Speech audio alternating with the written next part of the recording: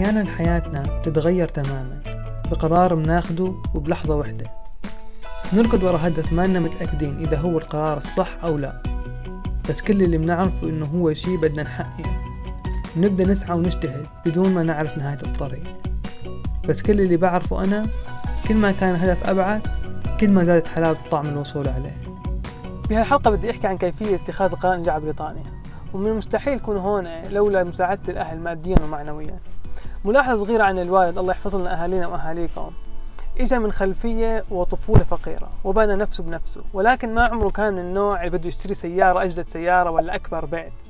ولكن لما يجي الموضوع على الاستثمار فينا ودراستنا وتعليمنا كان ما يتوانى لحظة واحدة. فبحب له من هالمكان حبيب قلبي نور الله. طبعا هالشي هذا علمني قيمة المال وعلمني قيمة الواحد يستثمر بنفسه.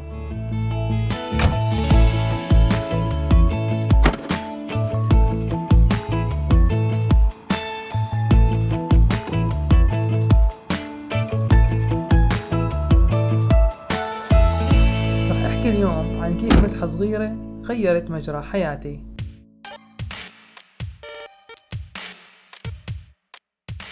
طبعا نرجع لفترة اللي ما كنت فيها ثالث ثانوي، وهذه الفترة بشكل عام كل الطلاب على وش التخرج عم يدوروا على الجامعات اللي حيدخلوا لها، وين حيدرسوا، شو حيدرسوا، شو التخصصات وهالكلام هذا.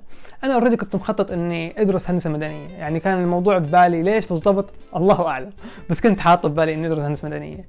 وكانت الخطة بشكل عام إني أروح على إربد على جامعة العلوم والتكنولوجيا في الأردن، لأنه كانوا كل أصحابي رايحين معي، الشباب كلهم، أخوي الكبير كان أوريدي بيدرس هناك كمان، فكان شيء طبيعي أو الطريق الطبيعي إني أروح على إربد. أنا لسه هون بهالفترة كان بدي شيء أكبر، بدي شيء أعمل لسه أكتر من هيك. عندي ببالي إنه يا ريت فيني إني أوصل أو أتجرب، أقدر أدخل على تجربة أكبر من هالتجربة هذه، ولكن إنه مستسلم بنفس الوقت لموضوع إنه خلاص رايح الأردن، لأنه ما كنت بعرف شو هي حتى اللي بدي إياه. أنا مستسلم كأني رايح على سجن ولا شيء مثل هيك، ما علينا. المهم فمشيت بكل الإجراءات، دفعت حق الجامعة، استأجرت بيت مع الشباب، نقعد نتضارب، الغرفة هاي تبعيتي، لا أنا بدي أسكن مع هاد، أنا ما بسكن معاك، أنت وسخ، ومن كل هالحكي هذا. ويوم من الأيام بدخل على الوالد بكون عم يتفرج على التلفزيون وقعد جنبه هيك، وبتطلع فجأة هيك مثل إنه تبعيت الوقت لايف. الآن بحطوا لك الأوقات لايف بكل مدن العالم، من مدينة لمدينة بينطوا، وطلعت مدينة لندن من المدن، وبمثل بطريقة مسحة ببدأ بهالمحادثة هذه. بابا يا عيون بابا، بدي أروح أدرس هنيك. وين هنيك؟ ببريطانيا. وين يعني؟ اي روح، مين ماسكك؟ والله يا غالي اللي ماسكني إنه بتعرف كل شيء جمعته أنا راس مال من 2005، حبيت البارح فيه بنزين، يعني أنت اللي رح تدفع. ايه بعرف، لا تاكل هم، انت جيب كل القبولات وظبط كل الامور، ووقت الدفع تعال حكيني. ترى جد عم احكي والله العظيم، والقبولات ترى بتاخذ كثير شغل، وعلى الاغلب حتكلفني فلوس، يعني ما تعال تحكي هيك حكي فاضي. لك خلص والله فهمنا، جيب كل شيء الامور وتعال. ترى وغالي 1000 كمان، يعني حط ببالك انه حيكون كثير غالي. بدك يعني يقول لا يعني ما منشان تكون حجتك، عم اقول لك انا من ناحيتي والله العظيم حذكرك بهالحكي، رح يجي يوم وذكرك بهالكلام قريبا ان شاء الله، رح اخذ كلمتك والله. ماشي لك خلص ماشي.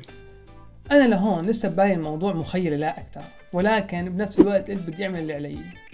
واول خطوه اخذتها مثل ما اغلبكم راح يعملوا، رحت عند عمو جوجل، واول شيء طلع لي على القائمه اللي هو اختبار الايلتس، او مثل ما احنا بنسميه الايلتس، وهو اختبار انجليزي يحدد مستواك، وكان في مستوى معين لازم تجيبه قبل ما تاخذ القبول النهائي من الجامعه ببريطانيا.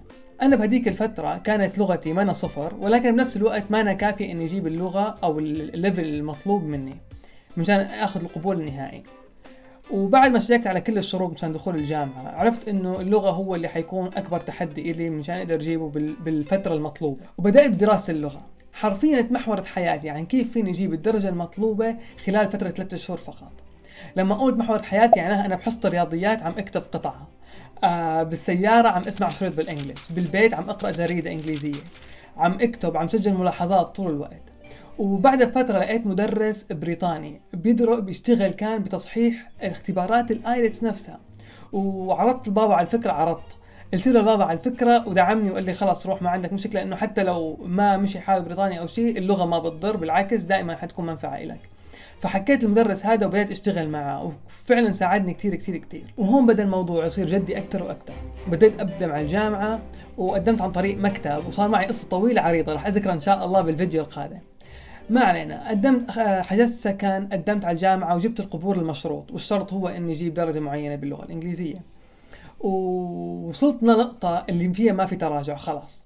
وهون اللحظة اللي بدأوا الناس اللي حولي قريبين أو بعاد مني شوي وهيك يبدأوا نيجاتيفيتي، يعني ما حقول تحطيم، أحيانا بعض الناس فعليا لمصلحتي يعني، بس إنه بطريقة كلامهم إنه انت دارس مدارس حكوميه، مفكر حالك رح تقدر تروح لهنيك وتدرس، ترى الدراسه هنيك ما أنا لعبه، ترى كتير كتير صعبه، وشخص مثلك درس مدرسه حكوميه في المدرسه في السعوديه، كيف متوقع انك تنجح؟ ترى انت رايح لحساب ابوك، حرام عليك يعني لو ما نجحت ولا شيء، لازم تفكر بهالموضوع هذا. واللي بيقول لك انه انت كسوري ما راح تاخذ اسمه الفيزا ابدا ابدا.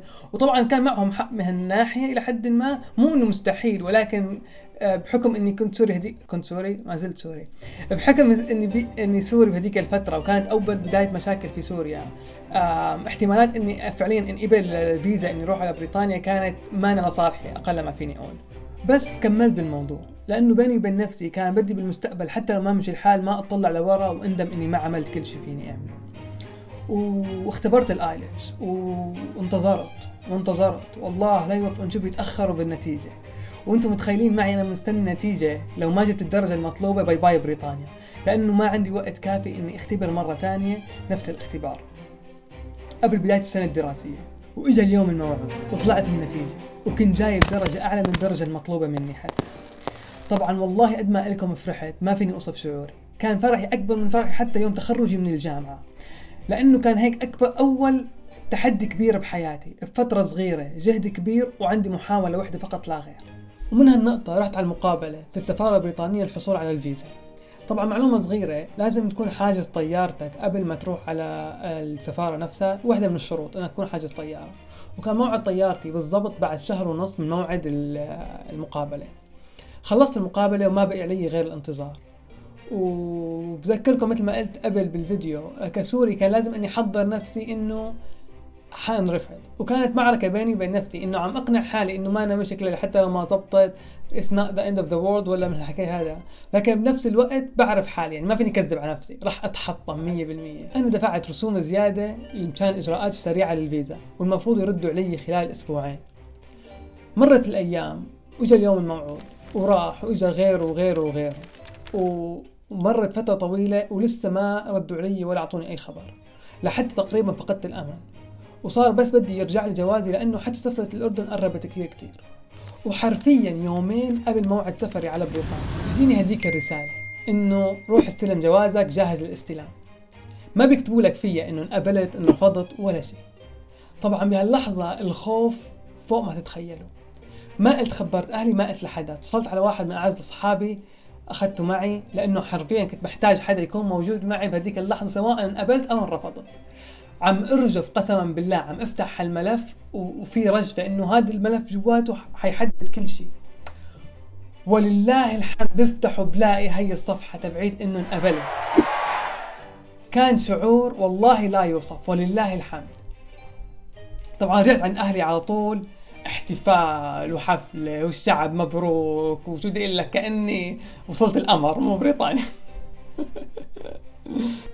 والله انا والولد نطينا فورا على اقرب سوق لنا جنب البيت، ورحت اشتريت كم سوت كيس وكم جاكيت كم شغله مشان احضر حالي، اني حرفيا ما كنت محضر حالي ابدا، كنت الى حد ما فاقد الامل. وهي كم صورة الي هذيك الايام. إذا وصلت لهالنقطة بالفيديو فشكرا كثير على متابعتكم للفيديو. راح نزل كم حلقة زيادة عن نفس السلسلة بإذن الله، وإن شاء الله تنال إعجابكم. الرجاء لا تنسوني من لايك شير وسبسكرايب، ارسلوه لأصحابكم، لأي حدا، عن جد حتساعدوني كثير، وبإذن الله أحلامكم بتصير حقيقة.